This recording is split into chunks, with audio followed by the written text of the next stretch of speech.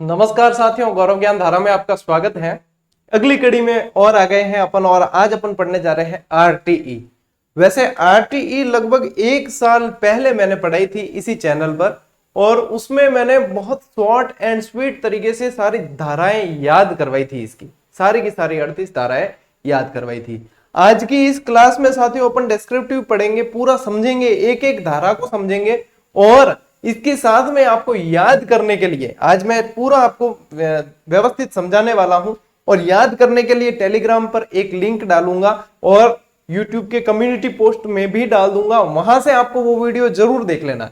उसे 1.5 लाख विद्यार्थी देख चुके हैं और जिसने देखा है मैं ये दावे के साथ कह सकता हूं कि उन्हें वो चीजें याद हो गई है।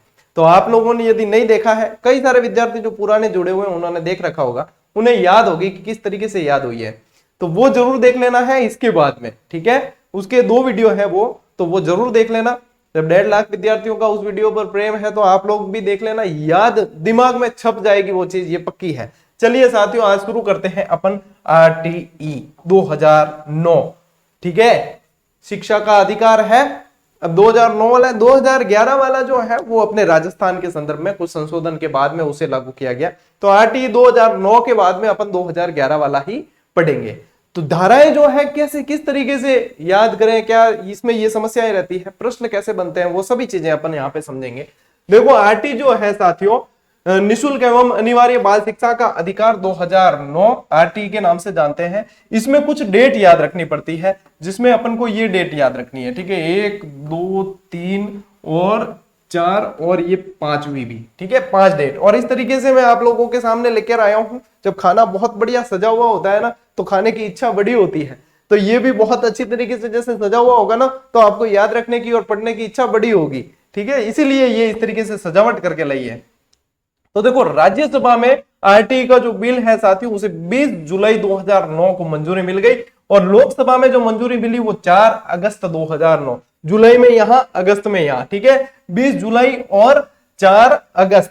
20 जुलाई तो मिली है राज्यसभा में, ठीक है, और 4 अगस्त को मिली है लोकसभा में। राष्ट्रपति द्वारा मंजूरी दी गई है इसे 26 अगस्त 2009। यानी कि संसद का काम जो है वो यहां पे पूरा हो जाता है, ठीक है ना। अब संसद के 3 अंग होते हैं, राज्यसभा 20 जुलाई, 4 अगस्त जो है आपके लोकसभा और राष्ट्रपति द्वारा 26 अगस्त। तो 3 डेट याद रखनी है, ठीक है।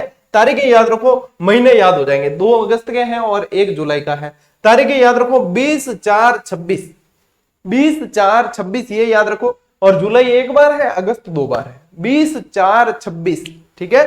20, 4, 26 और जुलाई एक बार, अगस्त 2 बार। तो ये यहां तक जो है आपके याद हो जाएगी। उसके बाद में संपूर्ण भारत में लागू हो गई, लेकिन आपको पता है जम्मू कश्मीर में नहीं हुई, क्योंकि जम्मू कश्मीर में 370 बाद में हटी है। तो संपूर्ण भारत में यदि ये डेट पूछते कि भारत में लागू होने की डेट, तो 1 अप्रैल 2010। मोस्ट इंपॉर्टेंट प्रश्न है, लेकिन सरल है।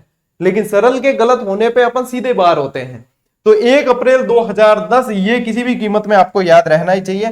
फिर 5 अगस्त 2019 से जब 370 हट गई, तो जम्मू कश्मीर में भी ये लागू हो जाती है आरटीई पूरी की पूरी, राइट टू एजुकेशन। 6 से 14 वर्ष तक के बच्चों के लिए अनिवार्य और निःशुल्क शिक्षा।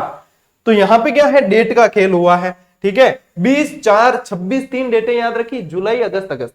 और 2009 तो है ही, और यहां से 10 साल बढ़ाकर 2019 यहां याद रखना है, और बीच में ये 2010, 1 अप्रैल 2010। तो एक बार ध्यान से पढ़ोगे तो याद हो जाएगी कि 20, 4, 26 तो सर बताइए कि 20, 4, 26 बताई, और जुलाई, अगस्त, अगस्त यूं कहो, और 1 अप्रैल 2010 आ तो अपन याद है, ठीक है। और 5 अगस्त 2019 के बाद यहां पे भी लागू होगी। चलिए, डेट वाला खेल पूरा हो गया। अब आते हैं अपन संविधान में इसका उल्लेख कहां कहां मिलता है। तो संविधान में 21A के अंदर इसका उल्लेख मिलता है, क्योंकि मूल संविधान में नहीं था। 86वें संविधान संशोधन 2002 द्वारा इसे जोड़ा गया। तो ये सन भी याद रखना है और ये भी याद रखना है, 86वां। अब जब अपने पॉलिटिकल पढ़ी थी, रीट वाले शायद कुछ नए भी हैं जो सेकंड ग्रेड वाले हैं, उनकी पॉलिटिकल जैसे पढ़ी थी, तो अपन ने ये चीज पढ़ी है वहां पे भी, ठीक है। 6 से 14 वर्ष तक के बच्चों के लिए निःशुल्क और अनिवार्य शिक्षा, ये तो याद रह ही जाता है, क्योंकि ये तो इंपॉर्टेंट है। इसके अलावा साथियों, अनुच्छेद 51 क, और 51 क में क्या है, मूल कर्तव्य है। मूल कर्तव्य में 11वें मूल कर्तव्य के रूप में इसे जोड़ा गया आरटीई को, ठीक है, कि ये माता पिता का कर्तव्य है कि बच्चे जो 6 से 14 वर्ष तक के हैं उन्हें ये शिक्षा का अधिकार है, उन्हें शिक्षा दिलवाई जाए। ये कर्तव्य बाध्यकारी नहीं होते, ये अधिकार जो है ये इनसे कर्तव्य थोड़े से अलग होते हैं प्रकृति के मामले में। चलिए, ये है साथियों पहली स्लाइड का खेल खत्म। आते हैं दूसरी स्लाइड के ऊपर। चलिए, इन शॉर्ट आरटीई के अंदर जो मुख्य यदि देखा जाए, भाई यूं देखा ना आपा के परिवार में कितना सदस्य है कि ठीक है दादा दादी वगैरह ये यूं, तो इनमें जो मुख्य परिचय है ना साथियों ओ है, ठीक है। देखो कि कुल अध्याय कितने हैं, 7 है, कुल धाराएं कितनी है, 38 है, और अनुसूची है 1। अब एक पता नहीं किसी छात्र ने कमेंट किया था कभी कि सर 39 धाराएं हो गई। मेरे पढ़ने में देखो 39 आए नहीं। यदि आपके पास में कोई प्रूफ है या आपने कहीं ऑथेंटिक देखा है या कोई मोदी जी फोन करके कह दियो तो मैंने भी बता दियो। बाकी मेरे ध्यान में जो है वो 38 धाराएं हैं, ठीक है। और कोई यदि कोई ऐसी जुड़ी है तो मुझे बताना प्रूफ के साथ में, तो मैं भी उसे देखूं और अपडेट करूं। बाकी मेरे हिसाब में ये सही है, 7, 38 और 1 अनुसूची है, ठीक है। और ये जो अध्याय है साथियों इसके, ये अध्याय यानी कि भाग है, ठीक है ना। तो ये 7 अध्याय और इनकी धाराएं आज अपन इसमें पढ़ने वाले हैं, क्योंकि अब जो है धाराओं से प्रश्न आते हैं, ठीक है। कौन सी धारा में क्या है, ये भैया ट्यूशन नहीं ले सके, मास्टर आ की धारा में है, ठीक है। मास्टरान जो है जनगणना वगैरह में नहीं लगा सके, आ की धारा में है, यूं पूछ लिया करे प्रश्न। एग्जामिनर बड़ा मतलब आजकल यूं खुंकार उड़ा प्रश्न टिका दे कटूम भी ले, ठीक है, क्योंकि उनको पता है आजकल मैटर बहुत ज्यादा है, बच्चों के पास में प्लेटफॉर्म बहुत है पढ़ने के। प्रश्न का पेपर का स्तर बताओ, बढ़ाओ, नहीं तो मेरिट जाएगी 90 के ऊपर। इसलिए आप देखते हो कि कुछ प्रश्न पत्र बहुत स्तरीय आते हैं, आने भी चाहिए, दिमाग के पूरे तार झंझन होने चाहिए। चलिए, धारा 1 आरटीई 2009 भारत में लागू और आरटीई की जानकारी, ठीक है, जानकारी भी इसी के अंदर कि 2009 जो ये आरटीई 2009 जो है वो लागू। धारा 2 में क्या है, महत्वपूर्ण परिभाषाएं और शब्दावलियां। देखो किन चीज लागू होगी, अब लागू होगी तो भी मतलब जानकारी भी तो होनी चाहिए अपन जो लागू हो गई, अब उसके अंदर और क्या क्या उनसे शब्दों से क्या मतलब निकलते हैं वो अपन को जानकारी भी तो होनी चाहिए। तो यहाँ पे जो है साथियों महत्वपूर्ण परिभाषाएं भी है और शब्दावलियां भी है। अब शब्दावलियों से मतलब है समुचित सरकार, जैसे वंचित बालक, विद्यालय, स्थानीय प्राधिकार, अभावग्रस्त बालक, अनुवीक्षण आदि, ये शब्दावलियां हैं और इनको समझा रखा है कि भैया ये जहां जहां शब्द आएंगे उनका मतलब है ये, ठीक है। जैसे कि समुचित सरकार आ गया। अब समुचित सरकार से मतलब है कि केंद्र और राज्य सरकार जो समय समय पर नीतियां बनाएगी, लागू करेगी वो। अब जैसे वंचित बालक आ गया, तो जो वंचित बालक की परिभाषा दे दी कि कौन से स्कूल से शिक्षा से वंचित बालक के अंदर कौन आएंगे। जैसे विद्यालय की परिभाषा आ गई, स्थानीय प्राधिकारी आ गए, तो स्थानीय प्राधिकार का मतलब है स्थानीय जो प्रशासन होता है, जैसे नगर पालिका हो गई, आपकी ग्राम पंचायत हो गई, ये स्थानीय प्राधिकार के अंदर आ गए। अभावग्रस्त बालक में दुर्बल बालक आ गए, जो शिक्षा प्राप्त करने में सक्षम नहीं है, वो वाले आ गए, ठीक है ना। निर्धन है, बीपीएल परिवार से बिलोंग करते हैं, या वो जिन्हें विशेष छूट की या विशेष प्रोत्साहन की आवश्यकता होती है, वो वाले आ गए। अनुवीक्षण यानी कि प्रवेश परीक्षा से संबंधित ये चीजें जो है साथियों, दैट्स ऑल योर ऑनर, ये चीजें आती है सारी की सारी। अध्याय 2, ठीक है। अब आजकल प्रश्न मतलब के रंगूमणि कह नहीं सका, इन बात से अध्यायवार पढ़ रहे हैं आप, ठीक है। और इसके बाद में वो वीडियो देख लेना है आपको, ताकि दिमाग में फोटोकॉपी। धारा 3, इसके अंदर देखो 3 से 5 है धारा, ठीक है। 2 में 3 से 5। धारा 3 ये कहती है कि 6 से 14 वर्ष के बालक या बालिका को निःशुल्क शिक्षा प्राप्त करने का अधिकार है, राइट टू एजुकेशन, ठीक है ना, ये उनका राइट है। तो ये अधिकार है वो धारा 3 के अंदर उल्लेखित है। धारा 4 कहती है कि आयु अनुसार कक्षा में प्रवेश देना, ठीक है। अब मान लो कोई 10 साल का बच्चा आ गया स्कूल में, तो अब पहले नहीं बिठा सका, मैंने बिना उम्र हिसाब में बिठाना पड़े, ठीक है ना। 10 साल का आ गया तो उसकी उम्र के हिसाब से जैसे वो चौथी में बैठेगा, क्योंकि 5 साल पूरा करके 6 साल का बच्चा आया है, 5 साल पूरे हो गए तो वो पहली में बैठता है। उस हिसाब से कैलकुलेट करके उसे उसके अनुसार कक्षा में बिठाया जाएगा। क्या फलानी और सर एडमिशन करना है, फलानियों आयो है कि फलानिया कितना साल रो है तू, के फलानियों के सर मैं 10 साल रो, 10 साल रो, तो हेडमास्टर साहब कैलकुलेट करी 10 साल रो है, पहले में तो नहीं बैठा तू, तो डोकरो देगी कि पहले में बैठी, तो छोटा छोटा टाबर पहले में तो मोटो देगी, तो थार में भी हीन भावना आ जाएगी, बच्चा वे बिदक जाए। तो इसलिए जो है उसको बिठाया जाएगा उसके कक्षा अनुरूप। लेकिन कक्षा अनुरूप बिठाए, समस्या ये है कि अब वो पहली के भी लायक उसकी जो मानसिक बुद्धि है वो तो मतलब है नहीं, वो फिर ग्रहण कैसे करेगा। चौथी में मारसा पढ़ा रही पाठ धरा धड़ और बिना ऊपर हो जाए। तो इसके लिए जो है वो ब्रिज कोर्स की व्यवस्था होती है, ठीक है ना। ब्रिज कोर्स कहते हैं जो उसको मतलब ये बेसिक जानकारी देगी, उसे ब्रिज के रूप में काम करेगी, जो पहली से चौथी के बीच में ब्रिज का काम करेगा। ये ब्रिज कोर्स की व्यवस्था करवाई जाती है, ठीक है ना। ये रहता है डायरेक्ट मतलब दे रहे हैं प्रवेश तो कुछ ना कुछ तो व्यवस्था होगी। धारा 4 कहती है आयु के लिए, ठीक है ना। धारा 4 के अंदर आयु अनुसार कक्षा में प्रवेश। धारा 5 क्या है, प्रारंभिक शिक्षा पूर्ण करने तक अन्य विद्यालय में स्थानांतरण का अधिकार है। भाई धारा 5 ये है कि फलानियों ने एडमिशन ले लिया है, ठीक है, चौथी कक्षा में फलानियों को टारगेट करूंगा, कोई फलानियों नाम तो नहीं है रहे मैं रही बोल जाए, फलानियों ने एडमिशन लिया है, ठीक है। अब फलानिये के मदर फादर जी को है बैक खेत वाला है और खेत दूसरी जगह ले लियो, तो फलानियों दूसरी जगह जाए, यूं तो है नहीं कि वो भाई 20 किलोमीटर बाद यूं आ रही है फलानियों के ई में एडमिशन ई में आए, तो यानी कि वो जाना चाहता है तो उसको रोक नहीं सकते, उसको टीसी देनी पड़ेगी। वो मांगते हैं टीसी तो देनी पड़ेगी। अब कई विद्यालय जैसे होते हैं ना, तो आरटी ऐसा नहीं कि सिर्फ गवर्नमेंट में लागू होता है, आरटी प्राइवेट के लिए भी है। कई विद्यालय ऐसे होते हैं कि फीस बाकी है फलानिया की, तो फलानिया की फीस बाकी है मैं टीसी कौन दा, ये नहीं कर सकते। आपको रोकने का अधिकार नहीं है, आपको स्थानांतरण का उनका अधिकार है, वो लेकर रहेगा, ठीक है। चलिए ये बात होगी साथियों, ये धारा 5 के अंदर, ठीक है। अध्याय 3 के ऊपर आ जाते हैं अपन। अध्याय 3 में है धारा 6 से 11 तक। धारा 6 ये कहती है कि समुचित सरकार का दायित्व, अब मैं समुचित सरकार बताऊंगा नहीं आपको कि क्या होता है, मैं बता चुका हूं। समुचित सरकार का दायित्व है कि वह समय स्थान व परिस्थितियों के अनुसार विद्यालयों की स्थापना करेगी। समय स्थान परिस्थिति यानी कि कहने का मतलब यह है कि इसमें दायरे क्राइटेरिया फिक्स किया हुआ है। उसमें यह है साथियों कि जैसे कक्षा 1 से 5 तक है, ठीक है ना, कक्षा 1 से 5 तक जो है वो 1 किलोमीटर दूरी के अंदर स्कूल होनी चाहिए, 1 से 1.5 मान सकते हो, और 6 से 8 तक जो है वो 2 किलोमीटर के अंदर होनी चाहिए स्कूल, ठीक है ना। ये प्रावधान जैसे कि इसके अनुसार स्कूलों की व्यवस्था होनी चाहिए। बच्चे छोटे होते हैं, उन्हें ट्रांसपोर्टेशन भारी पड़ता है, इसलिए ये व्यवस्था होनी चाहिए। ये समुचित सरकार के इस अध्याय 3 के अंदर दायित्व ही है, समुचित सरकार के, स्थानीय प्राधिकार के, माता पिता के, ये सब दायित्व है कि फलान जी नो करनो, ढिकण जी नो करनो, दायित्व बता रखा है, ठीक है ना।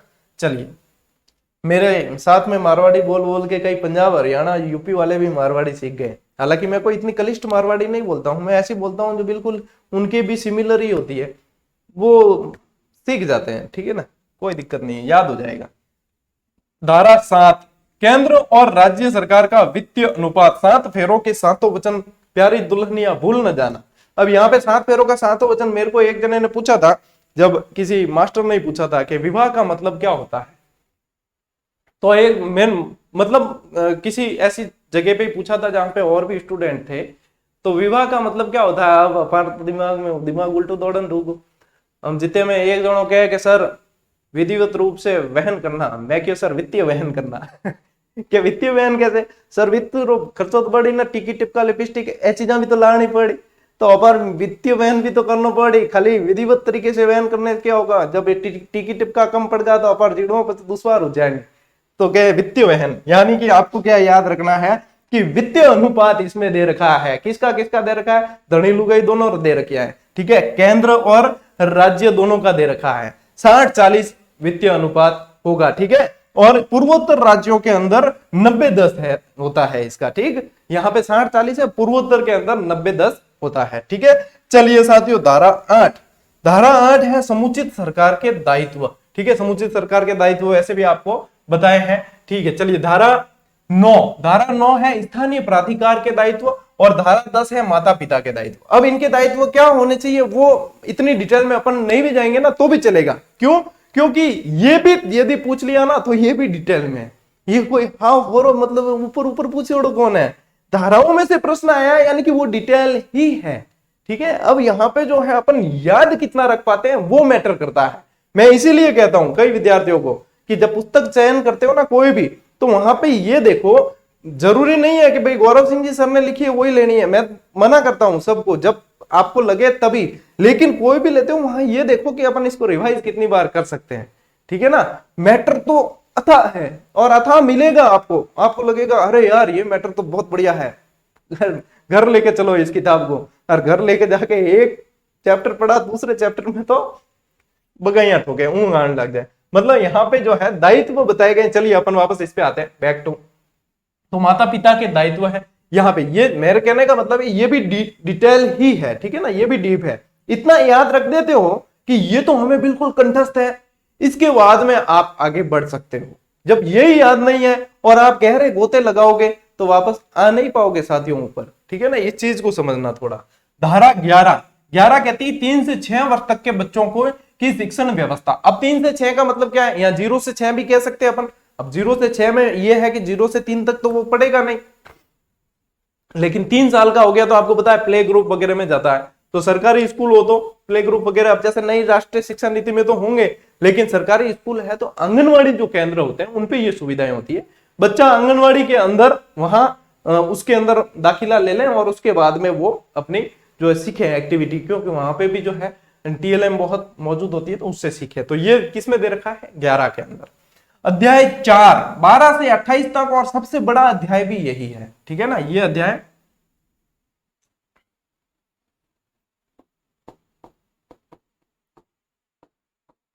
सबसे बड़ा। धारा 12 से शुरू करते हैं। धारा 12 कहती है कि निजी शिक्षण संस्थाओं में 25% सीटों पर दुर्बल वर्ग को प्रवेश। अब दुर्बल वर्ग यानी कि निर्धन, जो बीपीएल वगैरह होते हैं ना, उनके लिए है कि प्राइवेट स्कूल है, मान लो प्राइवेट स्कूल में पढ़ाना चाहते हैं, लेकिन प्राइवेट स्कूल वाला मना कर दे कि नहीं भाई फीस भरो इतनी, हूं अब फीस कटू दे इतनी 20 25 30 50 हजार तक, नहीं तो आप फीस नहीं ले सकते। आपको जितनी कुल सीटें हैं पहली कक्षा की उसके 25% पर आपको इनको एडमिशन देना पड़ेगा। और एडमिशन खाली पहली के लिए नहीं है, वो मतलब पूरे 8वीं तक के लिए चलेंगे, ठीक है ना।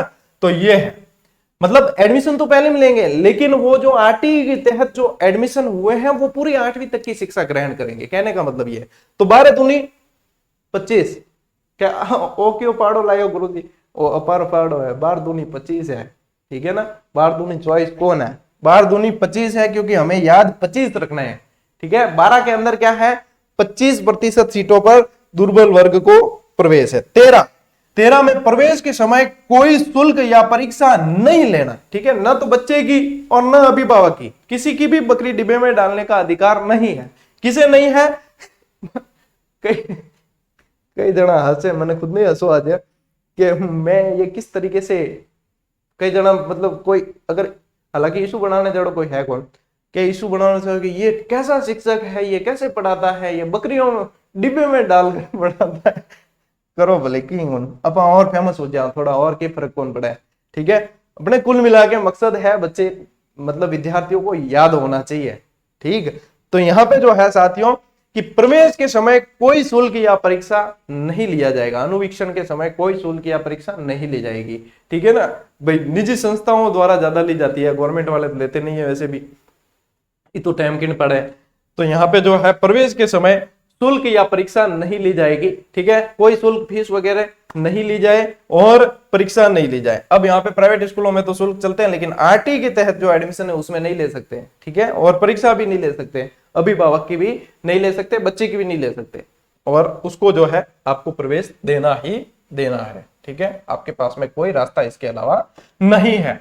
धारा 14 कहती है साथियों प्रवेश के समय कोई दस्तावेज अनिवार्य नहीं है। अब दस्तावेज मतलब यूं आधार कार्ड वगैरह मांग सके अड़ी कोई मतलब वो नहीं है, लेकिन अनिवार्य नहीं है कि भैया तेरे पास राशन कार्ड नहीं है, तेरे पास आधार कार्ड नहीं है, तेरे पास ये नहीं है, तेरा एडमिशन नहीं होगा, जा, यूं नहीं कर सके, एडमिशन करना ही करना है, ठीक है ना, एडमिशन तो करना ही है।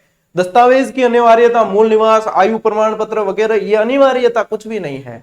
यदि आपको जरूरत महसूस होती है तो आप प्रमाण पत्र ले लीजिए, बाकी ऐसा कोई वो नहीं है, लेकिन यहाँ पे एडमिशन करना ही करना है। कुल मिला के क्या उद्देश्य क्या है इन चीजों का, इन चीजों का उद्देश्य है कि बच्चे किसी भी कारण से शिक्षा से वंचित नहीं रहे, ये चीज है। मूल क्या है, मूल ये है। अब उसके लिए अलग अलग धाराएं दे रखी है, हो सकता है इन धाराओं में और भी चीजें हो, लेकिन मैं सिर्फ वो चीज बता रहा हूं जो परीक्षा की दृष्टि से इंपॉर्टेंट है, क्योंकि मैं आपको विद्वान नहीं बनाना चाहता, ठीक है, मैं खुद ही विद्वान नहीं हूं और मैं बनाना भी नहीं चाहता। मैं चाहता हूं कि आप नौकरी करो, आप जो आपका टारगेट है उसे पूरा करो, आपके माँ बाप के सपने पूरे करो। उसके बाद भले आप विद्वान क्या विद्वान के बाप बन जाना, आपको मैं रोकने वाला नहीं हूं। ठीक है।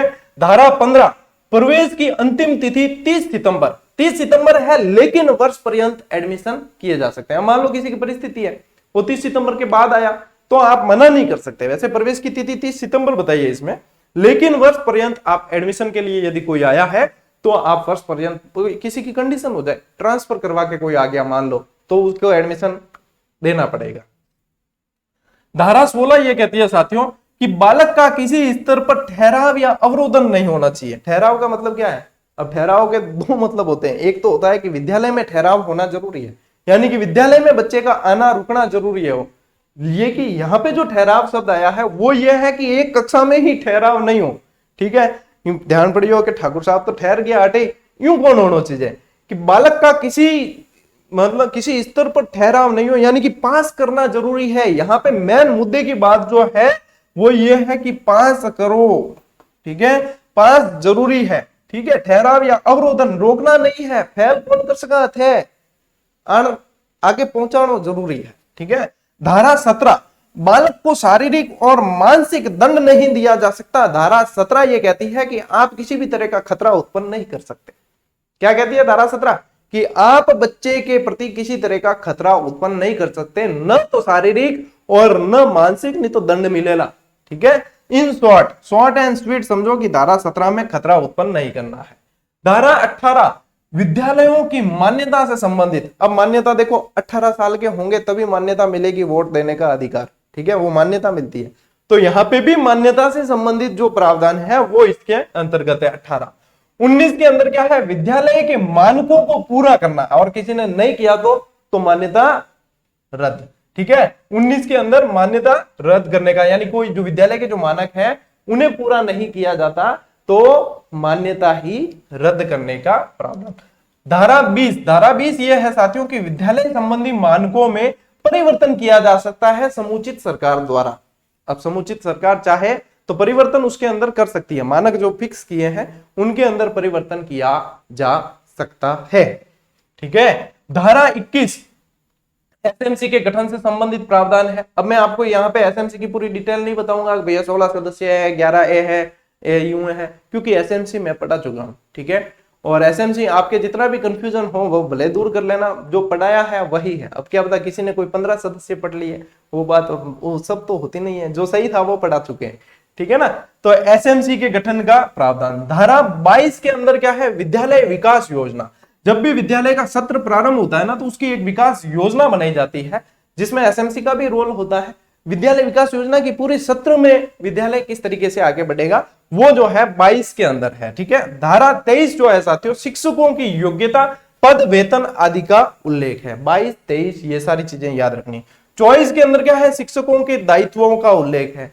शिक्षकों के दायित्व। अब शिक्षकों के दायित्व जैसे आपको कोर्स पूरा करवाना है, आपको प्रत्येक बच्चे पर ध्यान देना है, आपको विद्यालय की जो भी संसाधन है उनका ख्याल रखना है, आपको समय पर आना है, आपको शिष्टाचार से पेश आना है, वो सारे दायित्व है। ठीक है, तो ये सारे जो है इनके दायित्व है। 45 घंटे वाला जो शिक्षण सप्ताह के अंदर 45 घंटे शिक्षण करवाना, ये सारी चीजें इसके अंदर आ जाती है। ठीक है। धारा 25 विद्यालय के मानक। अब मानक के अंदर क्या है? जैसे छात्र शिक्षक अनुपात विशेष रूप से इसमें ध्यान रखना है। ठीक है, विद्यालय के मानकों की बात इसके अंदर की गई, उसमें भी छात्र शिक्षक अनुपात, क्योंकि अब बच्चों की संख्या के आधार पर शिक्षक का अनुपात भी यहाँ पे परिवर्तित होता है। तो देखो अनुपात के अंदर वैसे प्राइमरी तक जो है अनुपात रहता है साथियों 30:1 का, लेकिन 60 तक जैसे 2 टीचर रहते हैं। ठीक है, 30:1 का रहता है। अब जैसे 30/61 से 90 हो गए तो 3 टीचर हो गए, 91 से 120 हुए 4 टीचर हो गए, 121 से ये लिखा हुआ है 150। ठीक है ना, 121 से 150 हो गए, 5 टीचर हो गए, और 150 से ऊपर जाते ही एक एचएम का पद अनिवार्य है। ठीक है ना, एक पूर्णकालीन एचएम हो जाएगा। 150 से ऊपर जाते ही 150 पार जाते ही एचएम का पद हो गया अनिवार्य, यानी पूर्णकालिक एक एचएम का पद भी होगा। यानी 150 से यदि प्लस गए तो 5 + 1 हो जाएगा, 5 तो टीचर और 1 एचएम हो जाएंगे। ठीक है, ये हो गया। छात्र 200 से अधिक होने पर अनुपात क्या होगा? 40:1 हो जाएगा। फिर यदि 200 से ऊपर चले गए हैं तो 40:1। और यूपीएस, यूपीएस का मतलब क्या है? अपर प्राइमरी, ठीक है ना। एक तो पीएस होती है प्राइमरी स्कूल, एक होती है यूपीएस कहते हैं जैसे गवर्नमेंट अपर प्राइमरी स्कूल। तो ये यूपीएस हमारी आदत पड़ी हुई है ऐसे लिखने की।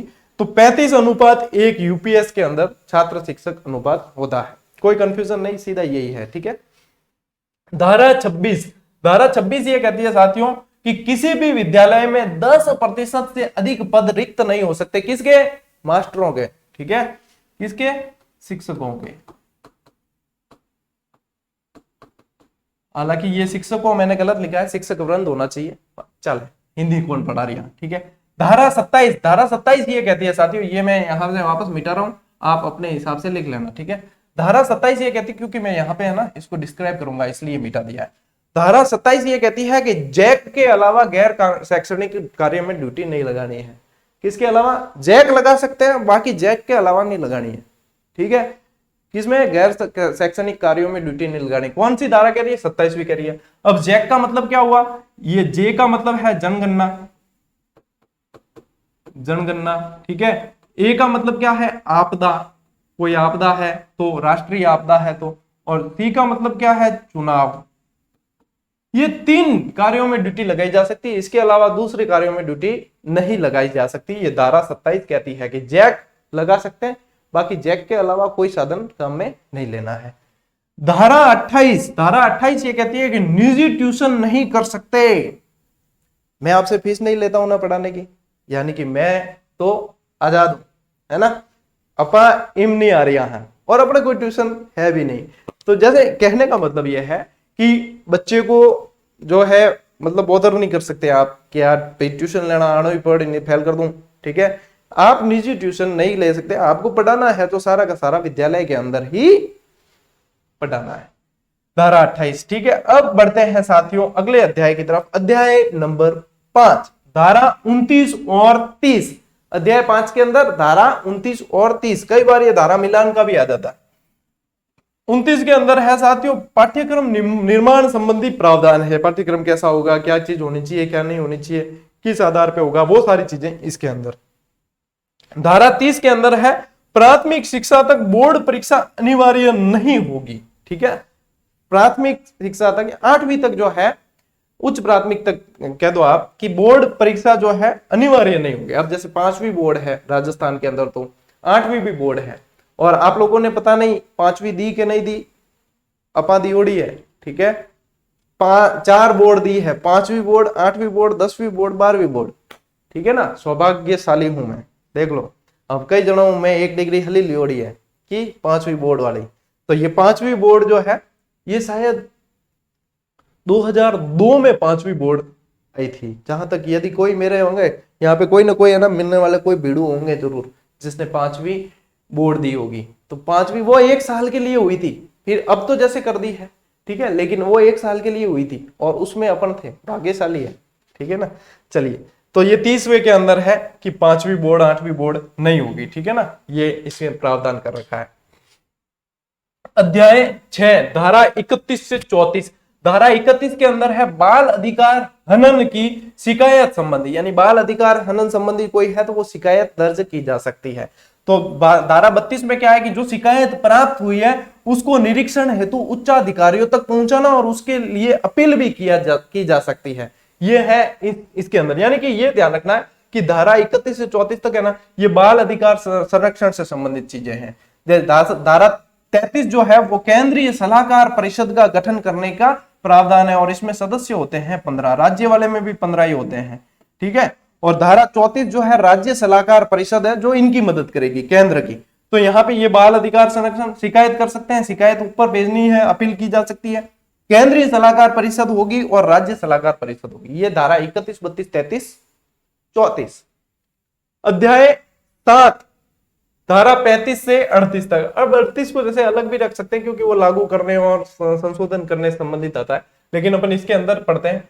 धारा 35 जो है साथियों अधिकारियों को निर्देश देने का अधिकार है। अधिकारी जो है भाई निर्देश नहीं देंगे तो पता कैसे चलेगा क्या काम है, उनको काम करवाने के लिए यानी आरटीई के क्रियान्वयन के लिए निर्देश देने का अधिकार इनको दिया गया है। धारा 36 के अंदर कर्मचारी के गलत व्यवहार पर शिकायत की जा सकती है। कोई कर्मचारी जो है पालन नहीं कर रहा है आरटीई का, या कोई ऐसी आता है परिवार, तो वो शिकायत यहाँ पे की जा सकती है।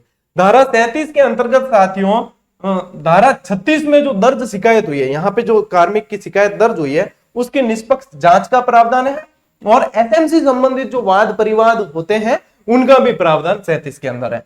धारा 38 के अंदर आरटीई में परिवर्तन व लागू करने का समुचित सरकार का अधिकार है। ये परिवर्तन और लागू करने का अधिकार ये है, ये 38 के अंदर है, इसीलिए मैंने पहले आपको ये लाइन बोली थी। ठीक है। अन्य महत्वपूर्ण तथ्यों में यदि देखें तो शिक्षण दिवस ये पूछे जा सकते हैं कि पीएस यानी कि प्राइमरी स्कूल में जो है शिक्षण दिवस वो 200 शिक्षण दिवस होते हैं, और शिक्षण जो घंटे होते हैं वो अध्यापक के लिए 800 शिक्षण घंटे हैं। ठीक है। और यूपीएस के अंदर 220 तो शिक्षण दिवस है और 1000 घंटे हैं। ये याद रखने हैं सीधे सीधे, 200 और 800, 220 और 1000। ठीक है ना, ये चीजें होगी। अब ये पीछे की जो धाराएं है ना साथियों, 31 से लगाकर 38 तक, ये इतनी ज्यादा इंपॉर्टेंट नहीं है जहां तक मेरा मतलब मुझे जो लगता है वो। और जो इससे पहले वाली जो है 28 से पहले वाली, अध्याय 4 तक वाली, यानी 29-30 से पहले वाली, अध्याय 4 तक वाली, वो बहुत ज्यादा इंपॉर्टेंट है। ठीक है। और यहाँ पे ये जो बताया है ये इंपॉर्टेंट है, ये इतनी इंपॉर्टेंट नहीं है लेकिन ध्यान में रखना है। ध्यान पड़ी हो कि गुरुजी कह दियो कि इंपॉर्टेंट कौन है, अपा पढ़ी कौन, सवाल आ गया तो अपारे गड़बड़ हो जाएगी। तो ये भी वैसे पढ़नी है लेकिन उन पे ज्यादा जोर देना है। ठीक है ना, ये थोड़ा सा आप ध्यान रखें। और इन चीजों को ध्यान रखने से क्या होता है, पढ़ाई की थोड़ी सी रणनीति बहुत अच्छी बनती है। जिन चीजों पे ज्यादा ध्यान देना होता है उन्हें हम बहुत अच्छी तरीके से, और यही होती है स्मार्ट स्टडी। ठीक है। और होगी अपने स्मार्ट स्टडी की एक और क्लास पूरी। आप समझते हो कि क्लासें मतलब ये सिलेबस इतना भारी है, ये वो है। अब जो क्लासेस यहां से ले रहे हैं, बताओ कोई भारी है कि कोई टॉपिक ऐसा आपको लगा आज दिन तक अपन ने जो पढ़े हैं, आज दिन तक 1.5 साल में, 1.5 साल का सफर हुआ है इस यूट्यूब चैनल को, 1.5 साल के अंदर अपन ने जो चीजें पढ़ी है इस चैनल के माध्यम से, मुझे ये बताओ कि उसमें से भारी टॉपिक कौन सा था। धाराएं हो, चाहे पवन तंत्र हो, चाहे वैश्विक पवन तंत्र, चाहे कुछ भी जो भी पढ़ा अपन ने, चाहे महाद्वीप है या कोई भी, तो जहां तक अपन ने पढ़ा है, मुझे मेरी जो कोशिश है वो यही रही है कि उसे सरल बनाया जाए, चाहे कोई भारी कहते हैं उसे भी हल्का किया जाए। तो जहां तक है कोशिश की जाती है। फ्लो में कई बार त्रुटियां भी होती है जिसको सुधरवाया भी जाता है टेलीग्राम के माध्यम से, हालांकि कोई इतनी त्रुटियां की नहीं होगी, वो 10-12 तो हो ही गई होगी, फिर भी 10-12-15 तक त्रुटियां शायद हुई होगी इस 1.5 साल के सफर में। लेकिन वो टेलीग्राम चैनल इसीलिए बनाए रखा है, कौन सा, ये यहाँ लिखा हुआ है, ये टेलीग्राम है ना, ये रहा टेलीग्राम चैनल, इसीलिए है तो जैसे ही त्रुटि पकड़ में आती है तो संशोधन करवा दिया जाता है कि भैया वो फ्लो में गलत उगो थे, सही लिख दो। लेकिन मैं नहीं करवा रहा हूं संशोधन, इसका मतलब क्या है कि वो सही है। ठीक है ना, फिर आपको दिमाग ज्यादा लगाना नहीं, क्योंकि वैसे ही क्लास आपकी जो आती है ना, वो ठोक बजा के परख के सब जगह से 4-5 पुस्तकों से पूरा, और जो ऑफिशियल साइट्स होती है उनसे कंफर्म करने के बाद दी जाती है। लेकिन जब त्रुटि यदि होगी ना तो वो फ्लो में होगी, कि फ्लो में अपन चल रहे हैं और वहां पे जो बताना तो दिमाग में क्या चल रहा था और बता क्या दिया, वहां पे हो सकती है, तो मानव है, मानवीय भूलें हो जाती है। लेकिन जो है टेलीग्राम से इसीलिए कहते हैं अपडेट रहे, जो भी सूचना होती है वहां दे दी जाती है। ठीक है साथियों, तो आप लोगों के लिए ऐसे ही प्रयास करेंगे, लेकिन आप लोगों को मेरे लिए निरंतर पढ़ना है और अपने माँ बाप के सपने पूरे करने हैं। मिलते हैं अगली क्लास में, अगले वीडियो में, तब तक के लिए राम राम, जय हिंद।